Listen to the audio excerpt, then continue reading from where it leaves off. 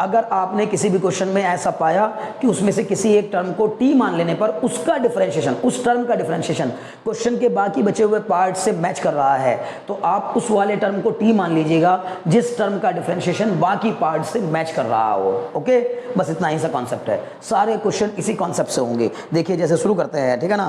तो इससे पहले हम लोगों के पास यानी कि एग्जांपल नंबर 5 सबसे पहले आएगा, यानी इंटीग्रेशन बाय सब्स्टिट्यूशन में हमारे पास सबसे पहले आएगा एग्जांपल नंबर 5 एनसीईआरटी का। ओके, देखिए इस क्वेश्चन में क्या किया गया है। इस क्वेश्चन में कहा गया है कि integrate the following function with respect to x. हमें एक्स के रेस्पेक्ट में इन फंक्शंस को इंटीग्रेट करना है।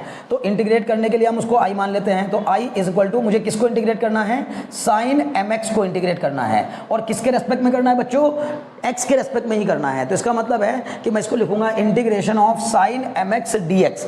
ओके, यानी कि साइन एम एक्स को एक्स के रेस्पेक्ट में इंटीग्रेट करना है। क्लियर। तो इसके लिए अब क्या करेंगे बताओ। आपको मैंने साइन एम एक्स का कोई डायरेक्ट फॉर्मूला बताया है क्या, नहीं बताया। साइन एक्स का बताया है, हाँ। Integration of sine x equal to क्या होता है, माइनस कॉस एक्स। लेकिन integration of sine m x क्या होता है सर, डायरेक्ट कोई फॉर्मूला नहीं है। तो फिर इसके लिए क्या करना पड़ेगा, इसको अपने काम का बनाना पड़ेगा। इसको अपने काम का बनाने के लिए हम क्या करेंगे, इस एम एक्स को टी मान लेंगे। ये जो एम एक्स दिया हुआ है ना आपको, अगर इसकी जगह एक अकेला कोई चीज होती, मतलब टी होता या पी होता या एम होता या एक्स ही होता, तो पूरा अगर अकेला एक टर्म होता तो बेहतर होता, क्योंकि साइन एक्स का डायरेक्टली इंटीग्रेशन का फॉर्मूला माइनस कॉस एक्स होता है। क्लियर है। तो मैंने क्या किया, let m x is equal to t. अब बच्चों जिसको टी मानते हैं उसको डिफरेंशिएट करेंगे, बार बार बोल रहा हूं, जिसको टी मानते हैं उसको डिफरेंशिएट करेंगे। इंटीग्रेशन में भी डिफरेंशिएशन लगेगा, ठीक है। तो जिसका डिफरेंशिएशन तैयार नहीं है, पहले डिफरेंशिएशन तैयार करेंगे तो इंटीग्रेशन समझ में आएगा। तो अब कांस्टेंट एम को कांस्टेंट समझ के बाहर एक्स का डिफरेंशिएशन बताइए 1। D by D x of x क्या होता है 1, तो एक्स का 1 और टी का क्या हो जाएगा, D T by D x. अब इस डी एक्स को मैं इस साइड ले जाऊंगा, ये बन जाएगा m d x is equal to d t. यहाँ से डी एक्स की वैल्यू क्या आ जाएगी, डी टी बाई एम। मैंने अभी आपको बताया था ना कि हमें पहले डी एक्स को डी टी में कन्वर्ट करना पड़ेगा। जब तक हम डी एक्स को डी टी में कन्वर्ट नहीं करेंगे तब तक मज़ा नहीं आएगा, ठीक है, क्योंकि तब तक हम उसको इंटीग्रेट नहीं कर पाएंगे। तो अब क्या करेंगे, क्वेश्चन बदल गया हमारा। ये क्वेश्चन हो गया साइन एम एक्स की जगह पर क्या आ गया, टी, और इस डी एक्स की जगह पर क्या आ गया बच्चों, डी टी बाई एम। अब ये m क्या है, कांस्टेंट। तो कांस्टेंट को बाहर निकाल लिया, बचा क्या, integration of sign T D T. अब मुझे पूरी उम्मीद है कि साइन टी डी टी आप जानते होंगे, क्योंकि साइन एक्स डी एक्स का फॉर्मूला क्या होता है, माइनस कॉस एक्स।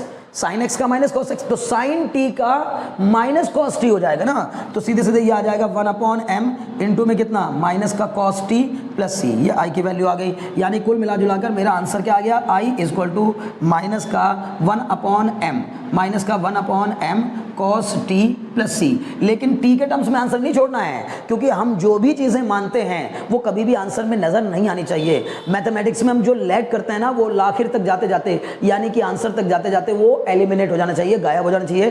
टी के टर्म्स में आंसर नहीं देना, हमें आंसर एक्स के टर्म्स में ही देना है, क्योंकि क्वेश्चन जो है वो एक्स के टर्म्स में था, तो आंसर भी एक्स के टर्म्स में ही आएगा। और आंसर को एक्स के टर्म्स में लाने के लिए हम इसको करेंगे 1/m कॉस टी। अब टी की वैल्यू कितनी रख देंगे, हमने टी किसको माना था, एम एक्स को, तो ये आ जाएगा 1/m cos m x plus c. बस यही क्वेश्चन का आंसर हो गया। एग्जाम्पल नंबर 5 के फर्स्ट पार्ट का यही आंसर है।